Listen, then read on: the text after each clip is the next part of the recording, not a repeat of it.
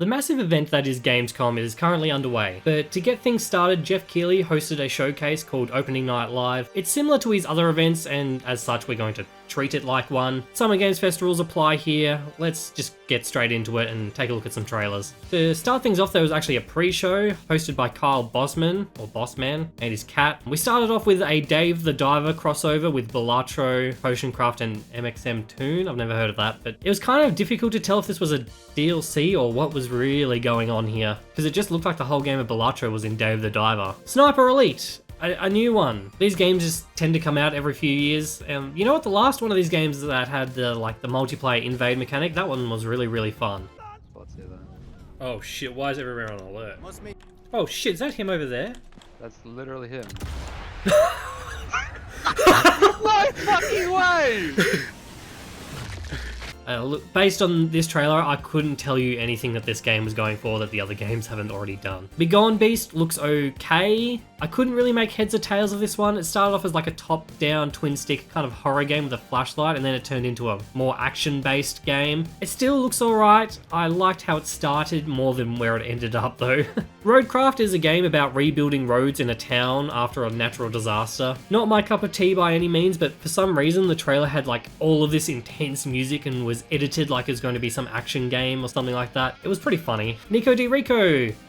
We talked about this one at the Summer Games Fest. This trailer was way more gameplay centric than the one we had seen before. Look, the game is definitely feeling a lot more Crash Bandicoot than I thought it was going to be. But you know what? I love Crash Bandicoot, but it's been a while since a Crash Bandicoot game has came out, so I'll probably almost definitely check this one out. Grab. Enotria. Did I talk about this one at Summer Games Fest? There were like a million Souls-likes announced this year and trailers for them. This trailer or the last one I watched did nothing to make this one stand out from the rest of them. Cairn is the game where an angry girl climbs a mountain to find more mountain, which might just be a metaphor for what it's like to try and grow a YouTube audience. We Harvest Shadows is a first-person farming horror game. I enjoyed this trailer. It was super creepy and the story felt like it was going to be very dark. I dug what was going on with this one. It looked very unique. We then got a more straight up horror looking game with A.I.L.A. or A.I.L.A.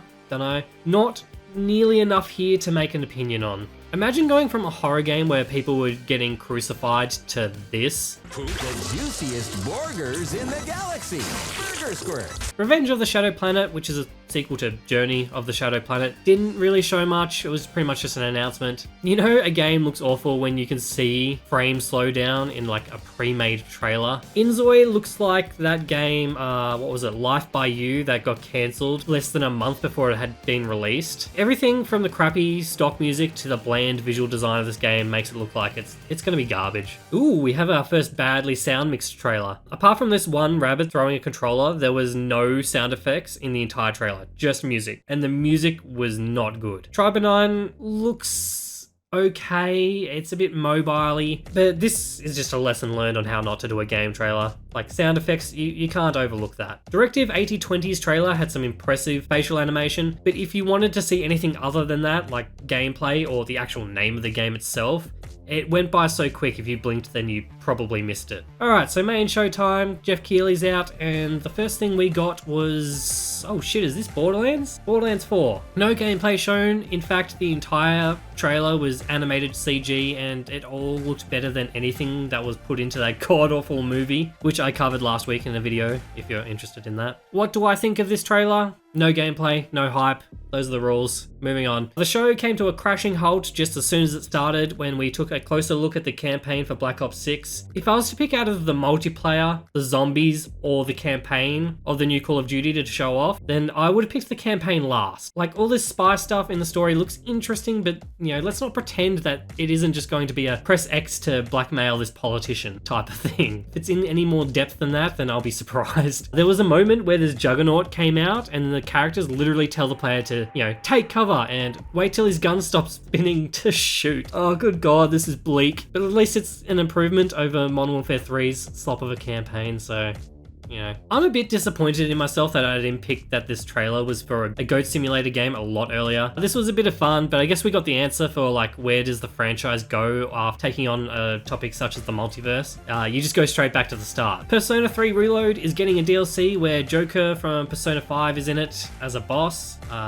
Okay. The trailer for Dying Light The Beast was giving me like Predator vibes right up until the gameplay started. I haven't played Dying Light, so even when they showed gameplay, I still couldn't pick what the game was for the majority of the trailer. This does seem like it's a different take on the core gameplay like the series is known for. I don't know. People who like Dying Light, are you excited for this? Dragon Ball Striking Zero looks great. Damn, it's still another 50 days away. Oof, that's a bit of a wait. I wish you didn't like call attention to that. King of Meat actually looks like a little bit of fun. Bit of Fall Guys mixed with an action fighting game. I'll probably give it a go. Linked is a co-op hack and slash game with roguelike and city building elements. The game looks okay. It looks like it's missing something. It is launching into early access, so maybe that's why it doesn't look like the game is all there. But I loved the music and the game certainly has piqued my interest, so I'll probably keep an eye on it. Lost Records is a game by the Life is Strange people. Once again, I've never played any of the games from this development studio. I do like that the trailer was playing the story a little close to the chest.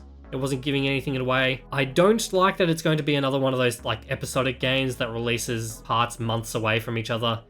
That's a no-go for me. Maybe when it's all out, we'll see. No More Room in Hell 2 still looks like it's going to be really, really good. Oh, it's time to talk about Arc Raiders. If you're unaware of this game, Arc Raiders was announced at the Game Awards, I think, all the way back in 2021 with an absolutely stellar trailer. I loved it. Initially advertised as a PvE only game against, you know, giant robots, and this game has been on my radar ever since. But since then, news has been very sparse. Updates about the game have been very far and few between. This game is developed by Embark, the people behind the finals. In fact, Arc Raiders was announced before the finals. Like, based on the release trailer alone back at the Game Awards, this has been like one of my most anticipated games. And then news on the game went quiet for a long time.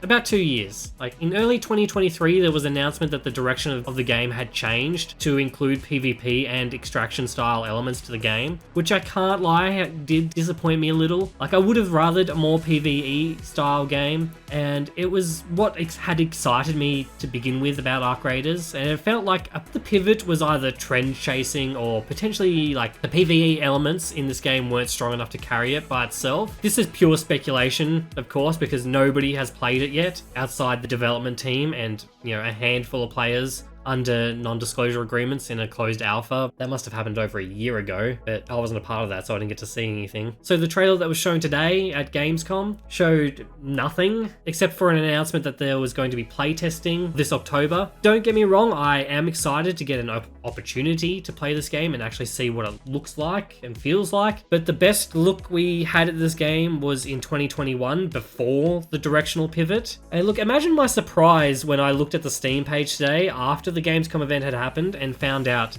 in a news post that the game has been changed from free-to-play to a $40 premium title. I don't even know what this game is anymore, and this trailer sure as shit didn't convey any important information. You know what, I'm not opposed to the price change. It obviously sucks, but like, why did you bundle this information in, you know, not to the trailer, but to a news post separate, but still release the information in conjunction with the first thing that we've publicly heard about this game in over a year? I want Arc Raiders to be good, but the way that news about this game and like how it's been changing or whatever is just, it's throwing up so many red flags for me to be able to continue to be excited about it. I mean, we'll just have to see how the playtest goes in October. Hopefully I can get my hands on it and hopefully I can play it and hopefully it changes my mind. But I'm just, yeah, I'm not really happy about how things have been going with this game. Like the first trailer for Arc Raiders kind of sold the game the best, and since then it seems like the game has been changing, but we don't know what to. And it's worrying me. Oh dear lord, it's Infinity Nikki. This trailer's probably going to give me nightmares. Like, how is this the second trailer for this game? And I still don't even know what the hell it is. The trailer for Space Marine 2 started off with a quote from SkillUp, and the quote says that it absolutely rules. But the quote neglected the part where he said in his review and impressions of this game to not pre-order Space Marine 2 because he is unsure that any part of the multiplayer is going to work on launch, whether it be the co-op or the actual multiplayer, because none of it has been tested on a wide scale. The single player in this game looks amazing, but it would be a miracle if any of the multiplayer is going to work on launch or be any good, because that aspect of the game is such an unknown and it hasn't been tested in any public beta environment, so servers are probably going to be cactus. So if you're buying Space Marine for anything other than the single player, then be wary of this one. Predecessor had a trailer. This is the relaunch of Paragon, which hit 1.0 today. Not much of opinion on this one yet, based on the trailer. I am finding it weird that between like this game, Gigantic, Smite 2, and Deadlock, that there seems to be this like resurgence in third-person MOBAs coming through gaming. And I don't really know why, because the first time third-person MOBAs were pretty big, they didn't do well. Path of Exile 2 finally has a release date. This game feels like it has been showing up in every major showcase over the past few years, so hopefully this time will be the last. I'm sure this game will be good, but I don't really do ARPGs. Dune Awakening got an extended gameplay look. Honestly, I didn't see anything terribly exciting with this game, but at the same time, I didn't feel like the trailer was trying to hide anything either. This looks like how the game will play, with the exception of the big worm at the end. That looked maybe a little bit fake, I couldn't tell. But that's a good sign though. The gameplay actually looks like gameplay. Imagine that. And it looks decent. I was expecting a more concrete date than early 2025. It feels like this still has the potential to get delayed again. But I am looking forward to this game. It looks good. Reanimal, made by the people who did Little Nightmares 1 and 2. Looks like it's meant to be the third game, but it isn't. Absolutely love this trailer. It looks great. Monster Hunter Wilds still looks good. While there was a bit less gameplay shown this time around, they did preview a lot more of what the big monsters look like, and I'm loving a lot of the designs of these things. Look, the art style in particular of like the spider flower thing, that thing was kick-ass. I don't even play these games, but I might pick this one up. It looks cool. I know nothing about Fatal Fury, and if it wasn't for this picture at the end, then I would have thought that this game consisted of only busty women. This trailer definitely felt like it was aiming for a certain audience. Mecha Break looks like it could be fun, but goddamn, was there so much noise and things happening on the screen. I had no idea what the hell was going on, but I still think I enjoyed it. Monument Valley 3 got a trailer. I'll be honest with you, I didn't know that there was a second Monument Valley. This game looks phenomenal, and it's exclusive to Netflix games. You know what? Never mind. Civilization 7. It's Civilization. You know it's going to be good, it always is, but it's probably not going to be amazing until they release 2 expansions for it. Starfield got a car. That was the whole trailer. Okay, it wasn't the whole trailer. They added a tiny teaser at the end for the Shattered Space expansion that showed nothing and lasted all of 5 seconds. Oh, God damn, it would have been so much funnier if it was just the car. Marvel Rivals got a trailer for 2 new heroes. It starts off with Black Panther, but that was actually a teaser for the Wakanda level, I think. The 2 heroes that were shown off as new were Winter Soldier and Captain America. You know, I have played a little of this game and it's alright. I think when it launches in December, it's going to be very popular. It will probably give Overwatch 2 a run for its money, I reckon. Tim Miller showed up and said that we fucking love video games. And that his company are making a new TV show called Secret Level. This show is going to be an anthology series based on a bunch of different video game projects and game IPs. It was hard to get a grasp on what was going on in any of the different things that were shown here or what they were representing. The only ones that I made out just by watching the trailer that showed up were Warhammer and Sifu, and there was this weird metal Pac-Man thing. But if we go frame by frame, we can see that there will be something based on Unreal Tournament, New World, PlayStation. I did see God of War in there, so maybe it'll be multiple PlayStation properties. Dungeons and Dragons, Outer Worlds, Honor of Kings? Haven't heard of that one. Armored Core, Mega Man, Exodus, Spelunky, Crossfire, and Concord. What this anthology is, or if any of the episodes will be connected in any way. Are these going to be stories told in the gaming universes, or original stories with reinterpreted versions of some of the characters? I have no idea. I guess we'll just have to wait for more info. Look, Tim Miller seemed very invested in this project, and I love how super genuine he seems about getting this out to the people. I do hope it's good, whatever it is. It comes to Prime in December. I definitely will be watching it because it's weird. new, and I don't know what it is. And I'm kind of engrossed by how Tim Miller was very emotional on stage about it, so I'm rooting for him. The Age of Mythology remake still looks good, only a couple of weeks away now. Towerborne is a very Castle Crashers-esque looking video game. Keen to get my hands on this one as well, coming exactly a week after Age of Mythology, and on the same day as Space Marine 2, so September is going to be looking like a very busy one for me. Ooh, we got another badly mixed trailer. To be fair, a lot of the trailer mixing during this showcase has been decent to good, but I guess it just makes the bad ones stand out more, and Delta Force Hawkops has dropped the Hawkops in its name. Definitely a change for the better. There is currently an alpha test running for this game. I'm in it, although I haven't gotten around to trying it yet. I'm not even sure if it's over. I should give it a try and see how it is. Yeah, it just looks like it's going for Battlefield. And you know what? Battlefield hasn't been doing Battlefield for a while, so it's open. Crown is there for the taking. Kingdom Come Deliverance 2 is almost certainly going to be good. Like I said in the Summer Games Fest video, Kingdom Come Deliverance is probably the best game that I never played, and I probably won't get around to playing this. But they're highly acclaimed for a reason, and I'm very happy to trust the masses on this one. Batman Arkham Shadow is a game that I can tell you not many people could possibly be excited for. Firstly, because it's VR, which narrows the audience down by a shit ton. Secondly, because it is a MetaQuest 3 exclusive, which again narrows the audience down significantly. And thirdly, and most importantly, the game just doesn't look good. Little Nightmares 3. Not made by the people who did Little Nightmares 1 or 2, and the game looks very similar to Reanimal, which was made by the people who did Little Nightmares 1 and 2. I'm definitely going to get these games confused over time, but they both look good. This one looks good. Reanimal looks good again. Next up we have a game called Herdling, which looks to be a puzzle adventure game where you herd wildebeests or bison or something. Cool art. I love how deranged these things' faces look.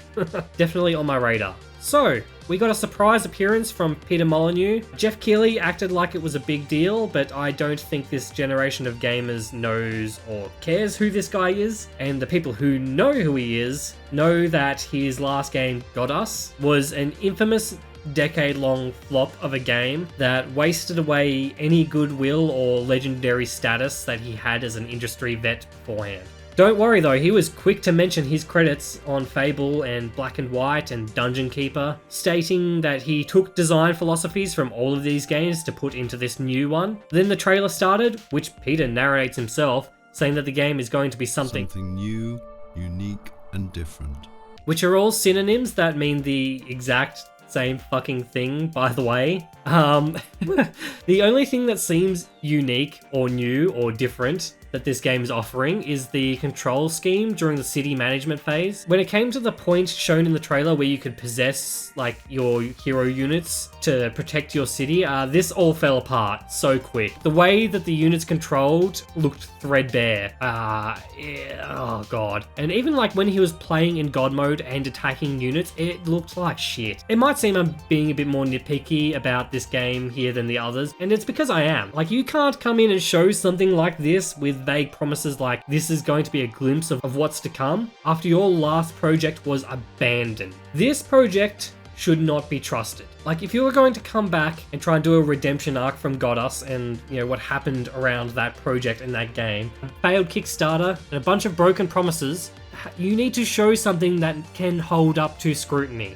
Any amount. And this does not. Hey look, we have Crab Game at home. You know what? This Squid Game actually does look like a bit of fun, but it's another Netflix Games exclusive, which means you need a Netflix subscription to play it, and I'm guessing that means it's also a mobile game. I don't keep a Netflix subscription all months of the year, so I guess I might give this game a go when Arcane Season 2 comes out. One could possibly be forgiven for thinking that this was an ad for the Witcher show when it started, but it's actually a trailer for a game called Unknown 9 Awakening. Don't worry, even if we don't know what this game is, we know that it has a deluxe edition and pre-order bonuses. Arena Breakout Infinite is looking very Tarkov-like. I could see myself playing this if it was like less hardcore than Tarkov, but did this arsehole really just push a room after a live grenade was thrown into it? Like, what? Blizzard showed up to talk about Warcraft's anniversary. They didn't really announce much to do with that apart from a Sylvanas skin for Widowmaker. I'll admit does look kind of cool. And then they released a very underwhelming trailer for the new Diablo expansion. Moving on, the first Berserker Kazan started off with some super bland dialogue, and I kind of vagued out on this one right up until the action started, and then I just did a complete like 180 snap back to reality, because man, everything about this trailer was just on point afterward. Like the music was hype, the art looks great, and the gameplay looks really fun. I really like the look of this one. We got an animated CG trailer for Dark and Darker Mobile. What? The first game isn't even out of early access yet. What the fuck do you mean Dark and Darker Mobile? Floatopia is a cutesy city farming sim kind of game based on an island in the sky. If there was a way to overdose on cuteness and good vibes, then this is going to be the game that'll do it to you. The details on this game are a bit vague at the moment, but it has me intrigued. Indiana Jones showed up. The trailer was narrated by Troy Baker, who is also playing Indy. I'm not quite sold on his portrayal, but I can imagine that, like, I'd say the same about anyone. Like, it'd be a hard thing to do, like, following in the footsteps of an iconic character such as Indiana Jones, you know, played by Harrison Ford. You know, I think it's something that I'd have to see if I'd acclimatize to it while playing the game. Look, the game still looks alright. I still want to play it. I just don't know if it's going to be the game to blow everyone away. To finish off the show, we have an announcement for the new Mafia game. Nothing was shown, only really told. Early 1900s, Italy. That was it. You know what they say, no gameplay, no hype, and I'm not hyped for this. And that's it for Gamescom Opening Night. Overall, it was a bit Most of the stuff that we got during this showcase was already at the Summer Games Fest a couple of months ago, and most of the things shown seem to be like a hey, please just don't forget about us kind of trailer. The only game that we had seen before that was worth getting a slot in this show, I felt like, was Dune Awakening, because they actually showed something new. Like, we hadn't seen gameplay yet, or much of, and it was worth watching the show for. NikoDeriko also showed a bit more variety than we had seen before, and the same with Monster Hunter Wilds, which was nice, but they were just bordering on unnecessary. Like, I enjoyed the trailers, don't get me wrong, but if we compare that to games like No More Room in Hell 2, or the Age of Mythology remake, Space Marine 2, or the worst offender of them all, Arc Raiders, games that came in and showed what? Like, these are all games that I was excited for, with the exception of Arc Raiders. I liked their trailers, but it just felt like it bloated the event, because these games came in with